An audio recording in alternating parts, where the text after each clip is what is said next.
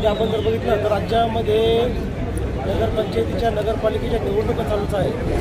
तसंच श्रीरामपूर शहरामध्ये सुद्धा निवडणुका चालू आहेत। जाती प्रवृत्तीच्या या औरंगजेबाच्या अवलादीने काल छत्रपती शिवाजी महाराजांचा अवमान केला, 2 वेळा त्यांचा इकडे उल्लेख केला आणि आता त्या ठिकाणी ते नामदार राधाकृष्ण विखे पाटलांच्या कुंडांनी केलं असं त्यांनी उल्लेख केला असं मला कळालं आपल्या माध्यमातून।